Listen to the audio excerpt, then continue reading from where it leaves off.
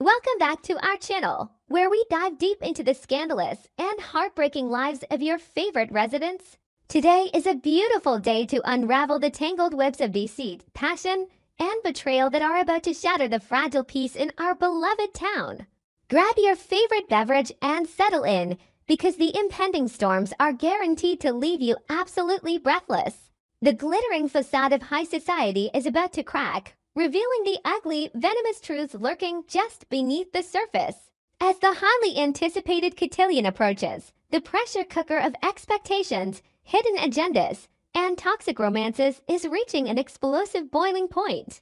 Every stolen glance is laden with malice, every whispered promise is tainted with impending betrayal, and every character is being pushed to their absolute breaking point.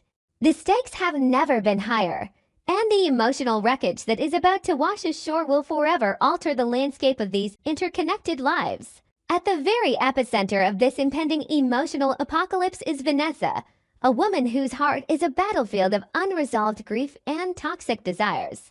Having recently lost her husband, Vanessa is a walking wound, desperately seeking an anchor in a world that suddenly feels terrifyingly untethered. Yet, her coping mechanisms are deeply flawed, rooted in a history of reckless emotional abandonment. She remains willfully blind to the collateral damage of her past choices, conveniently ignoring the devastating way she discarded her former lover in her relentless pursuit of a new, dangerous high. This willful ignorance forms the cracked foundation of her current reality, leaving her incredibly vulnerable to the dark allure of a man who thrives in the shadows. Vanessa is not a victim of circumstance but a willing participant in her own emotional destruction, drawn to the chaos because it distracts her from the deafening silence of her mourning. Okay, I have been thinking about this, and the entire situation with Joey and Vanessa on Beyond the Gates is just driving me absolutely up the wall. Basically, they have somehow managed to build what looks like a solid relationship, but it is entirely built on a foundation of sand. Actually, no. I should have mentioned earlier that Vanessa is still deeply grieving. She just lost her husband not that long ago, and grief creates this bizarre emotional blindness, this sort of psychological vacuum that desperately needs to be filled. She is completely ignoring the fact that Joey is, well, a shady businessman with criminal tendencies. I mean, not exactly a full-blown mob boss, but something like that. Or maybe not. I do not know. The point is, he is dangerous, and their dynamic is a textbook toxic romance just waiting to implode violently. She does not even seem to realize how her current infatuation mirrors the way she abandoned her ex. It is like she is repeating a cycle of emotional self-destruction, completely oblivious to the warning signs flashing right in front of her face. Wait, hold on a minute. Let us look at Joey for a second because his personal baseline is fascinating and deeply troubling. He and Vanessa are polar opposites in the most fundamental ways. She thrives on social connection. She needs her community, while he is this incredibly isolated lone wolf. He has no friends. He does not need anyone. Strange. Really strange. The whole thing is strange. He even has an estranged sister whom he constantly thinks about but refuses to contact. Why? What is the psychological block there? Is it overwhelming guilt? Is it fear of rejection? Maybe it does not matter, but I notice that this profound isolation makes him completely dependent on Vanessa for any semblance of humanity, which makes his upcoming mistake even more catastrophic. He is trapped in a state of emotional paralysis, thinking about mending fences but utterly incapable of taking the first step. So Thursday arrives, and Joey completely ruins everything. He messes up big time. He creates a massive problem for himself, and it seems entirely self-inflicted. What am I saying? Oh right, the mistake. My brain is jumping everywhere, but the main point is... Wait, what is the main point? The point is that Joey's latest blunder threatens to completely derail his fragile relationship with Vanessa. Deanna already despises him and refuses to even hear his name spoken aloud. The Dupree family, Vanessa's absolute best friends and chosen family, have been sounding the alarm about this guy for months. In Vanessa's idealized, grief-stricken fantasy world, everyone would just smile and support her romance without a hint of skepticism or judgment. But reality is crashing down hard.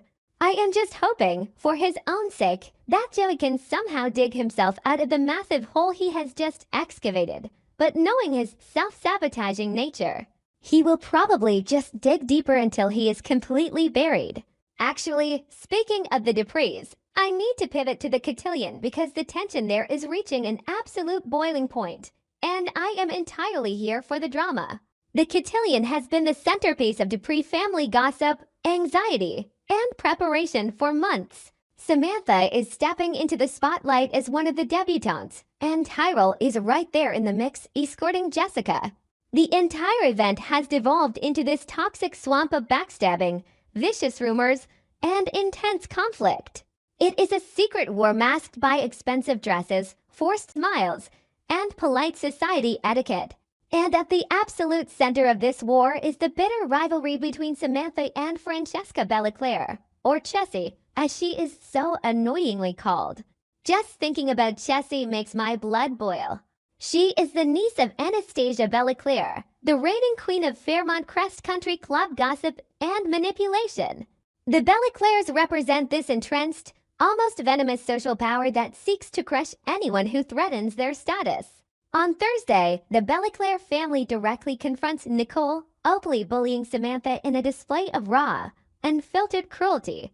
This is not just teenage drama. This is generational, psychological warfare designed to break spirits. Samantha is already consumed by anxiety, terrified of failing at the cotillion. She does not even have family pressure to win the Platinum Deb title, but her own internal expectations are crushing her. If Chessie wins, Samantha will be devastated not because of the title itself, but because it validates Chessie's cruelty. Okay, I know I just said the opposite about Samantha being fragile and crushed by anxiety, but listen to me, the girl has hidden reserves of immense strength. We see this brilliantly displayed in the meticulously orchestrated sabotage scene. Chessie, being the absolute master manipulator she is, secretly signals her cronies to execute a public humiliation of epic proportions. I can just picture the scene playing out in agonizing slow motion. Samantha steps onto the main stage, radiating confidence in her pristine, perfectly tailored white gown. Suddenly, disaster strikes. Whether she is deliberately tripped or a brightly colored drink is intentionally splashed across her dress, the result is exactly the same. Her gorgeous outfit is completely and utterly ruined. The humiliation is absolute and immediate. The entire ballroom erupts into a cacophony of gasps, loud whispers, and buzzing gossip. It is the ultimate nightmare scenario for any debutante, a moment designed to shatter a young woman's confidence permanently. But here is where the deeper analysis comes in, the part that really showcases the brilliant writing. Most people would run away crying, right? They would flee the stage in tears. But Samantha does not. Despite the sheer shock and the overwhelming urge to escape the hundreds of staring eyes, she anchors herself. She stands her ground, fighting through the intense emotional turmoil, and locks eyes directly with Chessie. Her gaze is pure defiance, unyielding determination, and silent fury. It is a moment of pure, unleashed potential. The secret war is no longer secret. It is a direct, undeniable confrontation that shifts the entire power dynamic of the room. Wait, I need to take a breath and shift to something far more grounded and deeply emotional, because Anita's storyline is literally tearing my heart out and stomping on it. On Monday, we witnessed this incredibly triumphant, tear-jerking moment where Anita proudly rang the victory bell. She finished her final chemotherapy session. It was a monumental milestone after 5 agonizing months of brutal, exhausting treatment. She and Vernon were practically glowing with happiness and profound gratitude, looking toward a future that finally felt possible again. It was a rare moment of pure joy in a landscape usually dominated by conflict. But the universe of Beyond the Gates never lets anyone rest for long, does it? Wednesday brings a harsh, sobering reality check. Anita and Vernon have to sit down with Dr. Bauer to discuss the next surgical steps. This is where the internal conflict becomes almost unbearable to watch. Anita is faced with an agonizing, life-altering choice, a lumpectomy or a full mastectomy.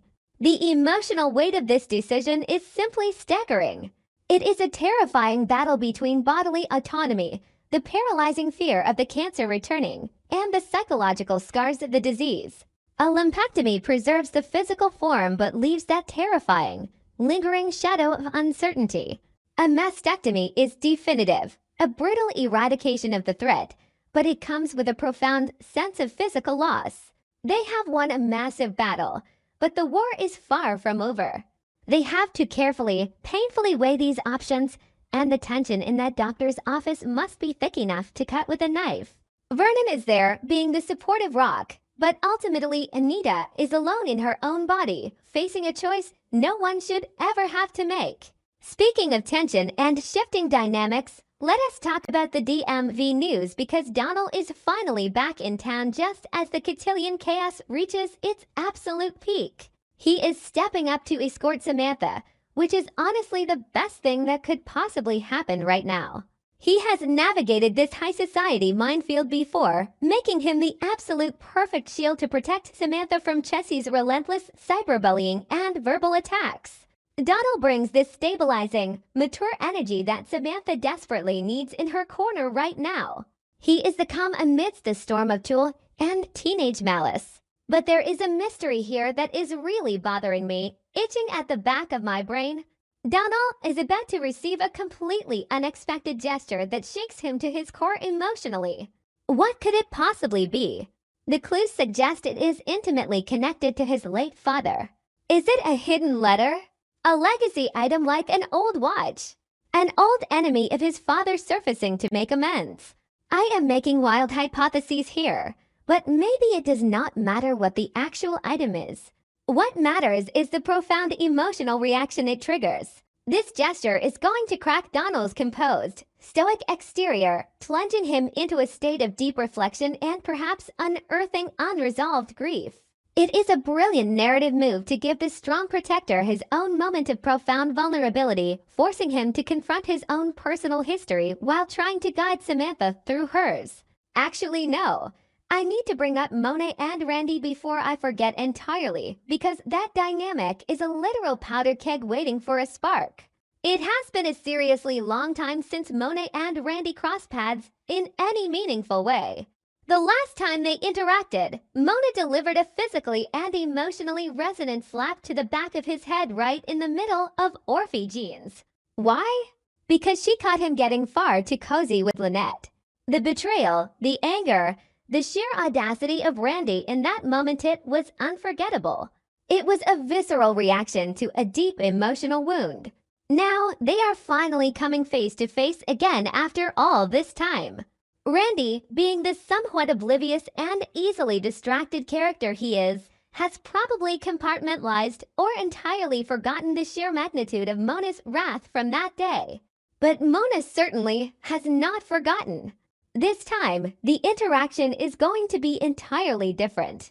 Lynette is nowhere to be found, meaning Randy has no distractions, no temptations to hide behind, and no excuses to offer. Mona is going to speak, and her words are going to pierce right through his flimsy defenses.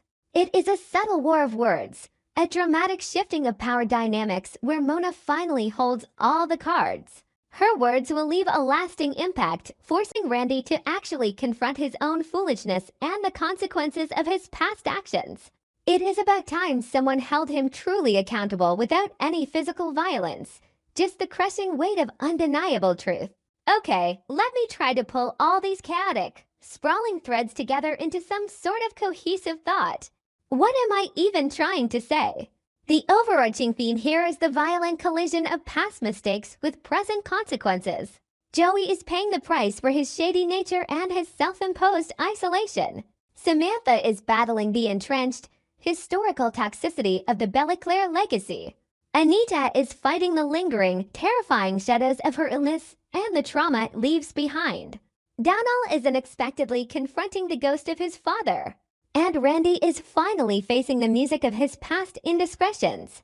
It is all connected by this thick, unbreakable thread of intense, almost suffocating internal conflict.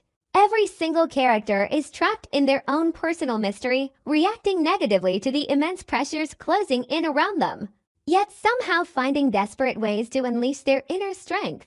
Or maybe they are just crumbling under the weight of it all, pretending to be strong while secretly falling apart. I do not know. It is just so brilliantly messy and complicated.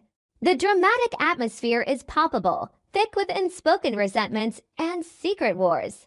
I am just sitting here, overanalyzing every single frame, doubting my own predictions, second-guessing every character's motivation, but absolutely captivated by the emotional wreckage they are all leaving in their wake. It is a masterpiece of secret wars, broken hearts, and desperate decisions, and I cannot wait to see how it all violently, beautifully unravels in the coming episodes.